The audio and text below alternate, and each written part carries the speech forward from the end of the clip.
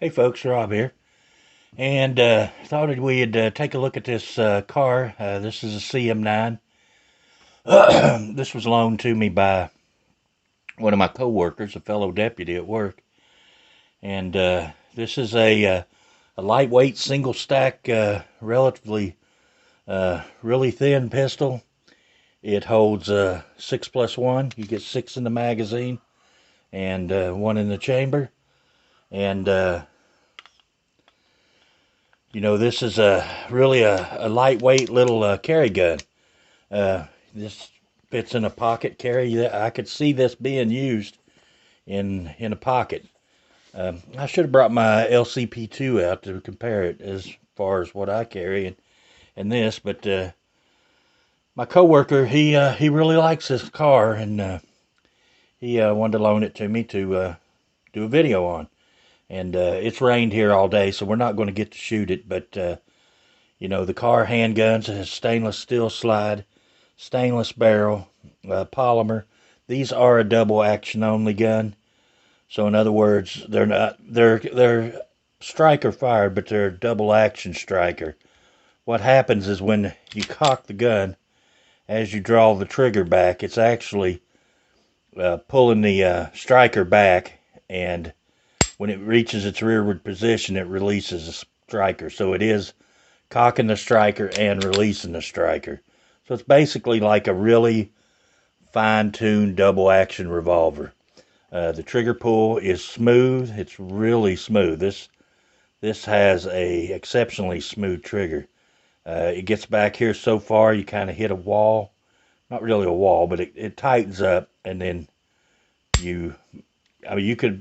I could see being able to stage this trigger. This particular model has 3-dot night sights on it, and you can't see them here, but in the dark you can see them.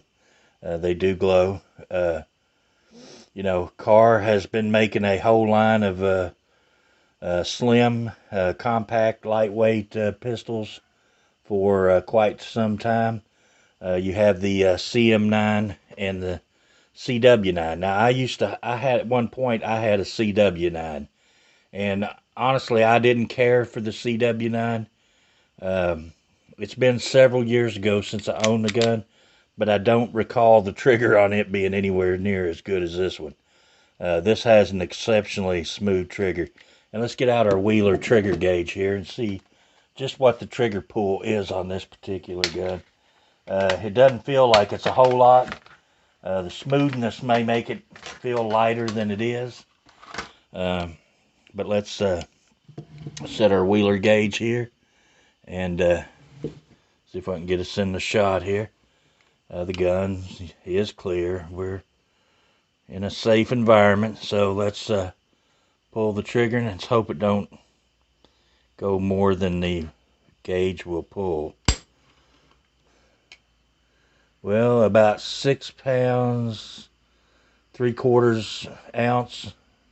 There's 6.5. So about 6 3/4. Let's try that one more time and see if we get the same reading. It may be 6 pounds, but it feels really smooth for 6 pounds. See if we can get a better angle on the trigger to get a smoother pull.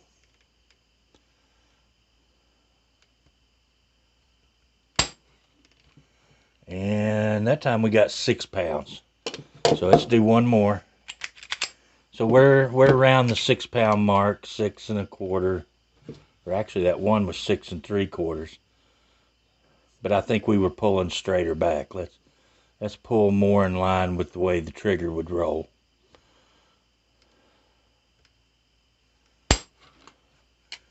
Just 6 pounds, 4 ounces.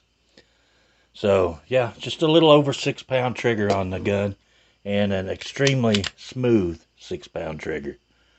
It doesn't feel like 6 pounds the way it rolls through. We are going to shoot this gun. It's like I said, it's rained here all day, and we are going to take this gun out and shoot it. And then you just simply take your slide off. What am I doing wrong? There it goes. So inside, this gun has a dual recoil spring, and you can see on a car your right rails are actually up here, up in the front. Instead of being up here, you have rails here in the back and rails here in the front of the frame. So you do actually have quite a bit of rail space, and your rails right in this slot right here. You do have a double recoil spring, and your barrel, this has a highly polished barrel. Look at the very, very pronounced rifling in that barrel. Yeah, that is a highly polished, well-machined barrel. Polished feed ramps. Just a nice little gun.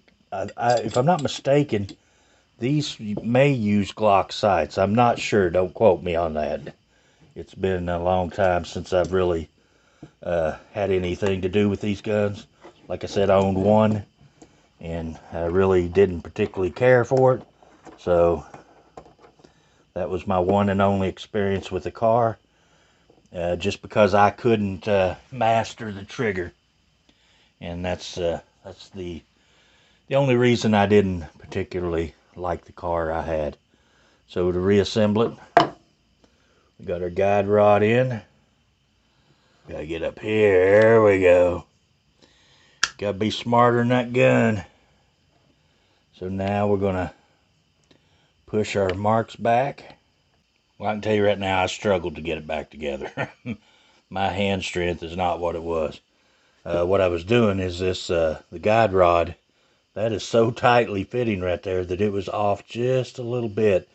And the front of the slide there was actually hitting the end of the guide rod, was keeping it from going back. So I had to finagle around and work around and kind of get that guide rod to pop through. And once it did, it went on back. So just unfamiliar with the takedown of it. You know, I have taken these apart before, but it's been a long time.